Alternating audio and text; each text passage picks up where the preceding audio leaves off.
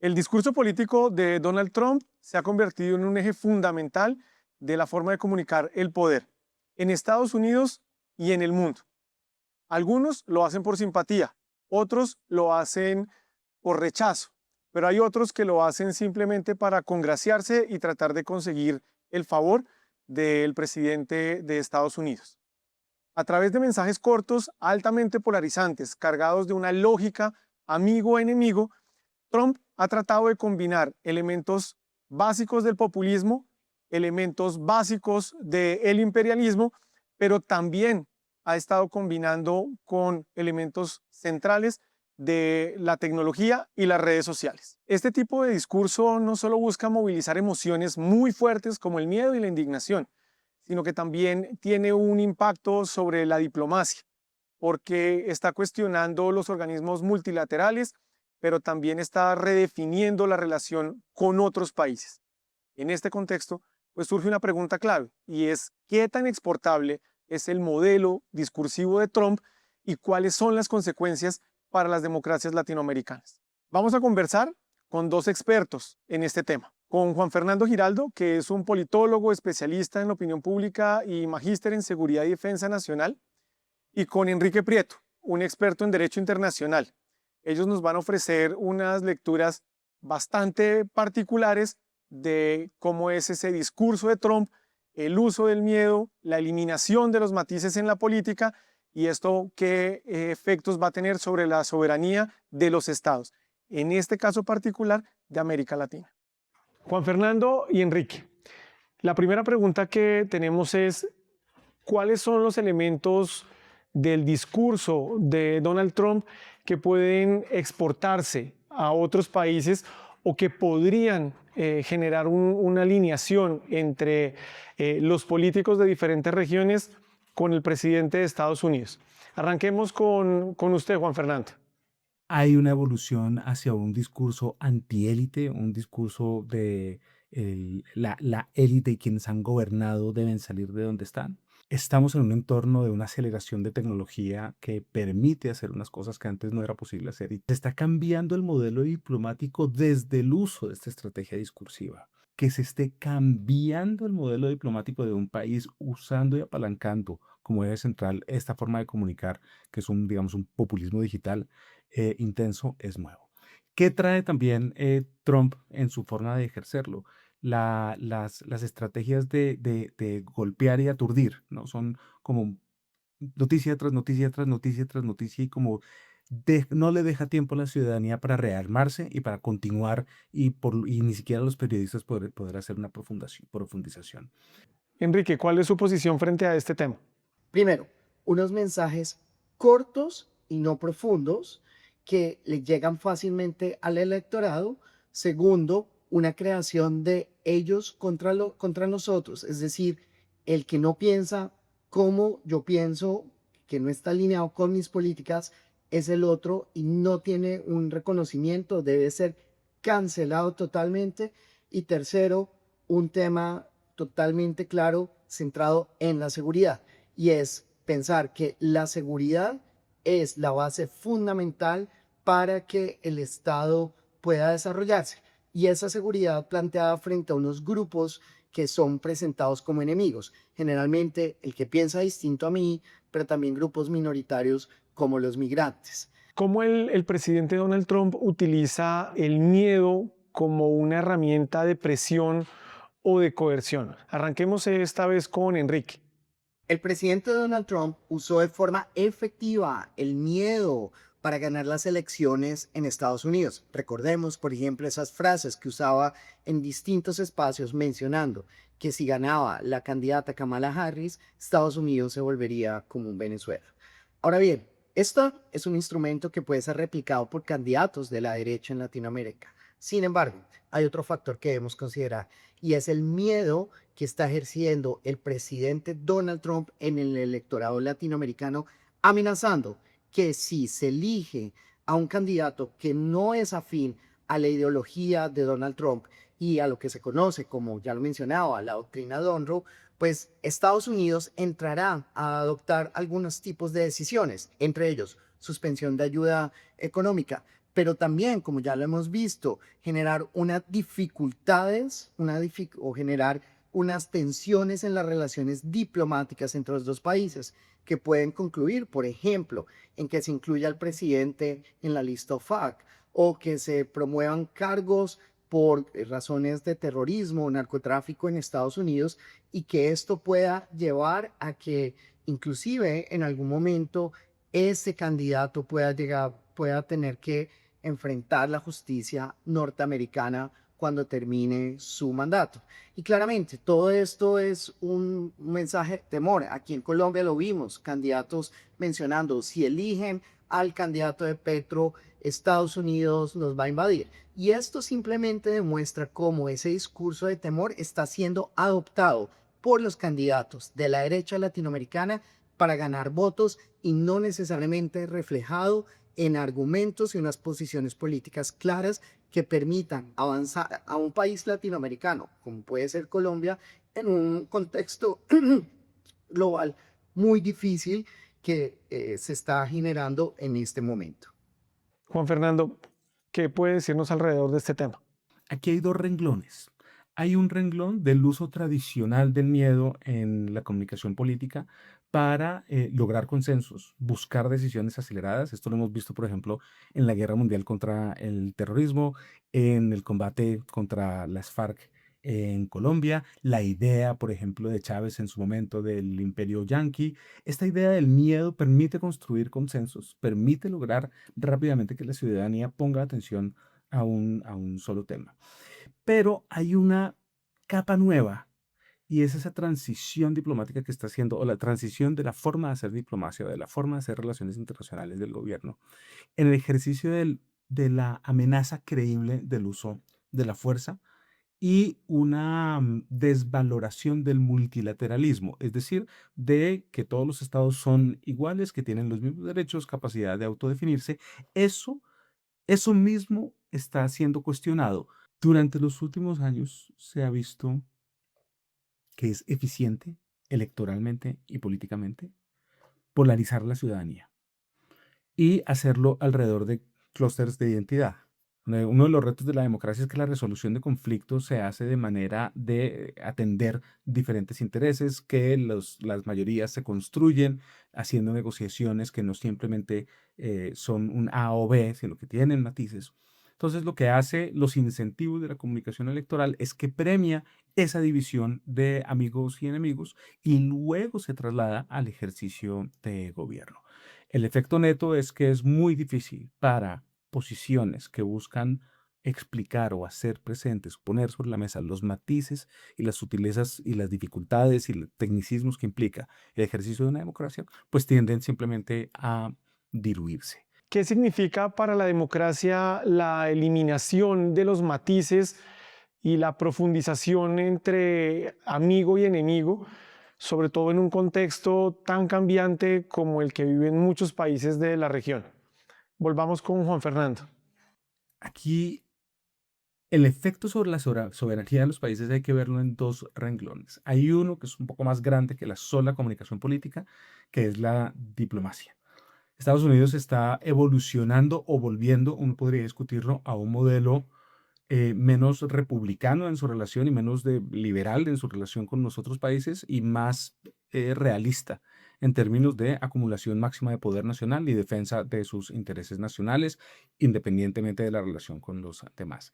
Eso cambiará el significado de soberanía, el significado de cosas como autodeterminación de los pueblos, el significado de cosas como no intervención, simplemente van a adquirir un nuevo significado y va a depender de qué tanto la línea política de Trump se mantenga en el poder y de qué tanto daño al sistema multilateral quede hecho a partir de su desfinanciación y su retirada. Recientemente Trump anunció que que el gobierno de Estados Unidos se va a retirar de como 60 organismos multilaterales que considera que no tienen ninguna relevancia. Eso significa que el tiempo se le acabó a Juan Fernando y vamos con Enrique.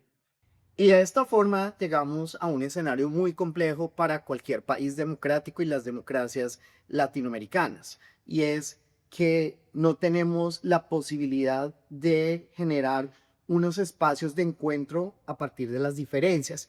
porque la narrativa de Trump que está siendo adoptada por candidatos de derecha, pero también por algunos candidatos de izquierda es el otro no tiene espacio, el otro no puede ser escuchado, el otro, es decir, el que piensa distinto a mí tiene que ser cancelado y esto reduce la posibilidad que se construya un Estado a partir de las diferencias, pero encontrando puntos comunes, que es esencial para cualquier país que quiera llamarse una democracia real y efectiva. Teniendo en cuenta todo esto que están diciendo, ¿qué efectos, qué consecuencias podría tener para las democracias de América Latina entrar en esta dinámica que está imponiendo el presidente Donald Trump? Ahora bien, todo este contexto que podría leerse simplemente desde una perspectiva electoral y política también tiene un impacto en el derecho internacional público y está relacionado con la soberanía de los países. Recordemos que este concepto de la soberanía, aunque ha tenido unos desarrollos teóricos de muchos años, generalmente nos referimos como el momento histórico esencial, el año 1648 con la paz de Westfalia, y entonces todos hablamos que los estados actuales son estados post-westfalianos en el sentido que tiene una característica fundamental y es que exigen el respeto por parte de otros estados frente a sus decisiones internas. Es decir, los otros estados no deberían inmiscuirse en asuntos internos. Y este principio de soberanía, que es fundamental para el derecho internacional público, está reflejado en varios apartes de la Carta de Naciones Unidas, por ejemplo, frente a la prohibición del uso de la fuerza de un Estado en contra de otro Estado o la prohibición de la intervención en asuntos políticos de un Estado frente a otro Estado. En este contexto, pues resulta muy difícil y muy preocupante ver lo que está ocurriendo desde Estados Unidos. ¿Por qué? Porque Estados Unidos está generando a partir del discurso del presidente Trump una, una influencia directa en las decisiones internas de un país. ¿Por qué?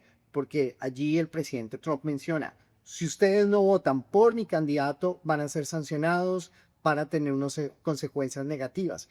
Y esto claramente se encuentra totalmente por fuera de lo que se conoce hoy como en día la estructura post Naciones Unidas de 1945 y es ese respeto para que un candidato no se inmiscuya o para que un presidente u otro país, el gobierno de otro país, no se inmiscuya en los asuntos particulares de un Estado. Cierro nuevamente llegando al tema electoral y es muy complejo ver en Latinoamérica candidatos y candidatas que estén comprando este discurso y que estén sobreponiendo la soberanía nacional, los intereses del país frente a los intereses personales de ellos, al estar totalmente enfocándose y diciendo soy él o la candidata de Trump y me encuentro de acuerdo con esta doctrina, la doctrina Dunbro.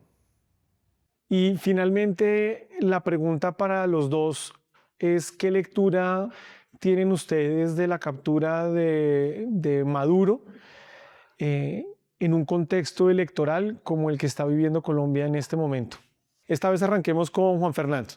No, no siempre ha ocurrido en el plan Colombia, por ejemplo, es un ejemplo de esto, pero no ha ocurrido que la política internacional de nuestra relación con Estados Unidos sea protagonista, va a ser protagonista. No hay forma de que los candidatos escapen de la relación con Estados Unidos. Lo segundo que esto va a generar es que de manera inevitable nos va a crear unos insumos de polarización adicionales, una capa, por ejemplo, de nacionalismo exacerbado que no hacía parte del discurso público y eso en elecciones está demostrado que eso obviamente moviliza al electorado. Y tercero, creo que no menos importante, Estados Unidos está dando muestras de hacer lo que tenga que hacer para tener socios en el hemisferio, para tener gobiernos afines a sus intereses nacionales. Y ojo, porque esto no es solo drogas, esto no es solo fentanilo, ahí hay muchos elementos y además son públicos. Uno puede ver los documentos de interés nacional estadounidense que tiene que ver con decisiones casi siempre bipartidistas, aunque eso también está cambiando. Pero al demostrar que está dispuesto a hacer cualquier cosa por tener gobiernos amigos en la región, es posible que vayamos a ver intervenciones que pueden ser desde sutiles hasta muy evidentes de tratar de llevar el resultado electoral en una u otra dirección. Y esto hay que ponerle atención porque no es simplemente que Trump dice, a mí no me gusta ese presidente y que ese presidente le vaya mal. De hecho, el presidente Petro en Colombia, desde que es alcalde de Bogotá e incluso senador, ha dado muestras de que a él le va bien cuando lo atacan. Entonces, no necesariamente que Estados Unidos tome la decisión, ya sea evidente o sutil o soterrada, de mandar mensajes o de tener efectos sobre lo que está ocurriendo en las elecciones, vaya realmente a incidir sobre el resultado. Lo va a impactar, pero no necesariamente en dirección hacia donde ellos están apuntando. Enrique, ¿cuál es su posición? Este análisis tiene que moverse en dos momentos, un antes de la llamada y otro posterior a la llamada que sostuvieron los dos jefes de Estado. En el primer momento, antes de la llamada, recordemos que durante la conferencia que dio el presidente Donald Trump en Mar-a-Lago, cuando uno de los reporteros le preguntó sobre Colombia, claramente el presidente Donald Trump mencionó que Colombia y Cuba podrían ser los siguientes. Posteriormente, abordando el avión presidencial, el presidente Donald Trump mencionó que el presidente Gustavo Petro tenía que cuidarse el trasero. Y allí continuaron una serie de mensajes que está enviando el presidente Donald Trump claramente a Gustavo Petro, y es: usted tiene que alinearse con mi doctrina Monroe, que como lo mencionaba antes, es esta versión moderna interpretada por Donald Trump de la doctrina Monroe de América para los americanos, y que también se ve reflejado en este documento que fue publicado en noviembre frente a cómo se ve Estados Unidos en sus relaciones internacionales y que va a enfocar el hemisferio occidental. ¿Qué pasa en ese momento? Todos vimos no solamente un distanciamiento entre los dos gobiernos, sino en la posibilidad de acciones jurídicas respecto al presidente Gustavo Petro. Inclusive no descartábamos acciones militares enfocadas, por ejemplo, en puertos de Colombia a partir de la justificación de la lucha contra las drogas. Después de conversar con nuestros entrevistados, pues el discurso del presidente Donald Trump no es nuevo, pero sí tiene unos elementos novedosos que obviamente están llegando más allá de las fronteras de Estados Unidos, que están teniendo una influencia sobre los políticos, sobre muchas personas que coinciden con esa visión del mundo.